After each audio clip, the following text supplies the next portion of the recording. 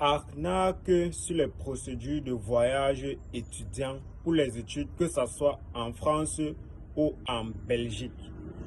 Beaucoup d'étudiants me contactent et me font comprendre qu'ils ont été arnaqués sur les procédures, que ce soit en France ou en Belgique, et me demandent comment faire pour limiter les catastrophes mondiales. Alors, voici comment ça se passe pour éviter qu'on vous arnaque. Ce qu'il faut savoir, c'est que vous pouvez payer vos procédures étape par étape. Alors, dans mes vidéos, généralement, j'explique tout et si un étudiant est autonome, il pourra faire sa procédure par lui-même. Mais vous décidez souvent qu'une personne vous accompagne. C'est pas grave. Lorsque la personne vous accompagne, ce que vous devez savoir, c'est que vous devez lui payer étape par étape. Il n'y a pas d'affaire de « tu me donnes 2 millions ou 3 millions pour que je gère ton dossier ». Non. Pour éviter qu'on vous frappe, vous payez étape par étape. Je m'explique. La procédure, par exemple, pour la Belgique se fait en 3 étapes. La première étape qui est la demande d'équivalence. La deuxième étape qui sera la demande d'admission. Et la troisième étape qui sera l'étape de l'assemblage des documents pour la demande de visa.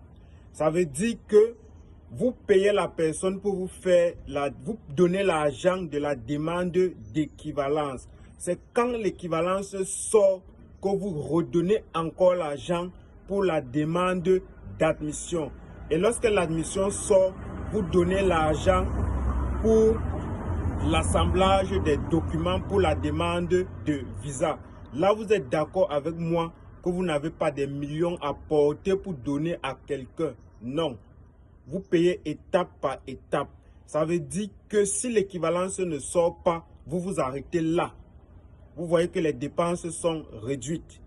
Si vous avez l'équivalence et qu'il vous dit, bon, voici l'équivalence, il faudra qu'il vous donne l'équivalence. Lorsqu'il vous donne l'équivalence, la prochaine étape sera la demande d'admission. Si vous avez l'admission, il doit vous envoyer votre lettre d'admission. S'il ne vous envoie pas votre lettre d'admission, la procédure s'arrête là. Ça veut dire que vous n'allez plus dépenser pour rassembler les documents pour la demande de visa. Donc, ça se paye étape par étape. C'est pareil pour la France. Pour la France, c'est encore plus facile. Pour la France, vous ne payez que les frais de Campus France qui s'élèvent à 96 000 francs CFA. Il n'y a pas de millions à donner à quelqu'un avant.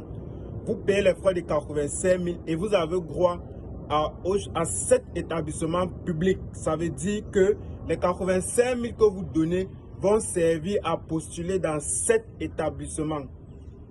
Si vous n'avez pas d'admission dans les 7 établissements, la procédure s'arrête là. Ça veut dire que vous ne donnez plus d'argent. Je ne sais pas si je me fais bien comprendre.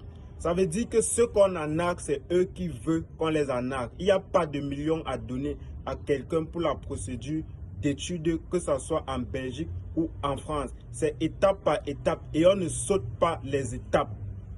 On ne saute pas les étapes. Ça veut dire que si vous n'avez pas d'admission, vous ne pourriez pas faire la demande de visa. Tout simplement. Donc, il faudra faire très attention avec ces affaires de procédure estudiantine.